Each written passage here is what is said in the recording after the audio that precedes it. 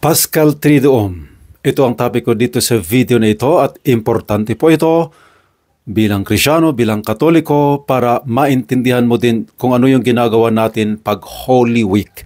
Kaya po sinabing Holy Week, whole week talaga yan, dire-diretso yan sana, lalong-lalo na itong Paschal Triduum, 3 days na isa-celebrate natin yan. Wag po tayo mag-absent kahit isang araw sa Triduum na ito, sa 3 days na ito.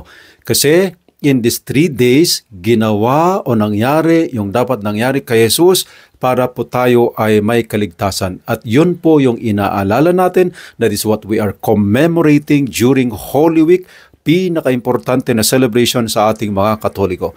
Kaya for you to be guided accordingly, you need to know what this Paschal Triduum is all about. Ano itong 3 days na ito at paano natin bibilangin itong 3 days na ito kasi marami pong nakukonfuse. Medyo iba kasi yung pagbibilang po ng Bible sa araw sa pagbibilang natin ngayon.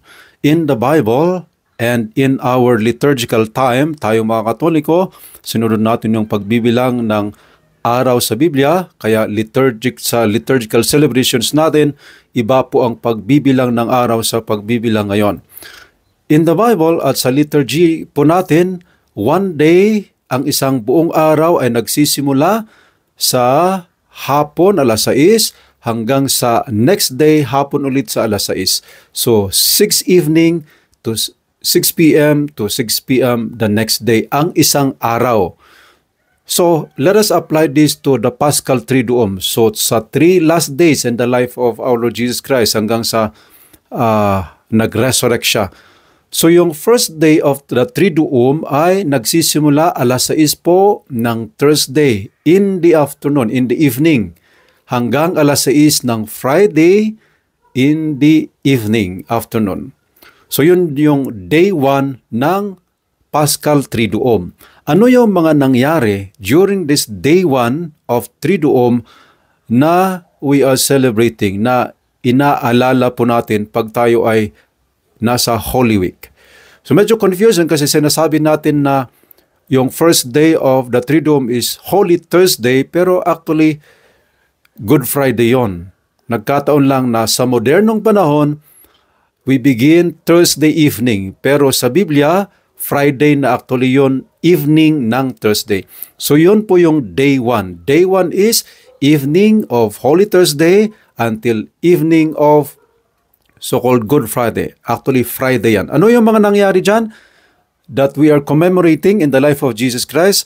The Last Supper, the agony in the garden, and of course, yung kanyang pag-carry ng cross, pagpapako sa kanya sa cross hanggang sa namatay siya alas 3 ng Friday. Yun po ang day 1. Yun yung mga nangyari sa day 1 na we need to commemorate. So you need to attend the whole of day 1. Mag-attend ka ng evening mass in commemoration of the Last Supper, and then mag-attend ka ng Good Friday observance, the Stations of the Cross, yung commemoration of the Passion of Christ at 3 o'clock. So yun po. Iisa po ang misa dyan. Kaya if you notice, during Holy Thursday, pag magsisimba kayo sa commemoration of the Last Supper, wala pong final blessing. Because that is one day nga. We are commemorating one day. And maganda po yan because it is very clear for us, especially Catholics, na merong connection talaga yung katawan ni Kristo, yung bread na yon sa kanyang katawan na napako sa cross. Iisa po yon. We are commemorating that in just one day. So yun po yung day 1 ng Paschal Triduum, 3 days. Day 2 naman, evening, alas 6 ng Friday hanggang alas 6 ng Saturday. Yun ang day 2 ng Paschal Triduum, 3 days. So ano yung nangyari sa second day of the Paschal Triduum? Second day na namatay si Jesus? Wala. Jesus was in the tomb. He was resting in the tomb. He descended into the tomb. So, he is in the tomb. So, practically wala tayong gagawin dito. Silence, meditation, reflection, prayer, paghihintay sa kanyang resurrection.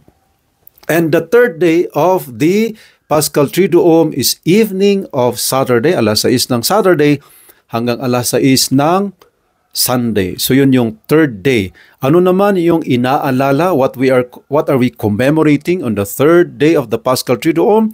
We are remembering that on the third day, according to the Bible, Jesus resurrected from the dead.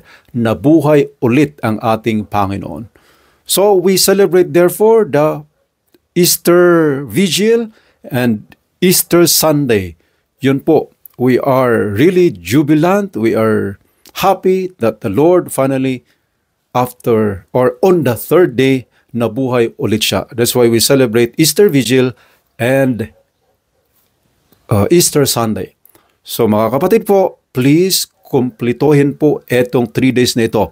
Wala pong mga pamahiin dyan, tulad ng pamahiin na pag Black Saturday daw, pupunta ka sa dagat, magpapatuli or whatever dyan. Bawal po yun. The Black Saturday is a time for us to pray, and meditate on what God has done to us in Jesus Christ. So yun po, please be guided accordingly. Let us observe this Paschal Triduum with faith, with understanding, with solemnity. Huwag po samahan yan na kung ano-anong pamahin na hindi naman po tinuturo ng ating simbahan. So I hope this video can help you to have a beautiful, more meaningful celebration of the Paschal Triduum 2025. Salamat at God bless po.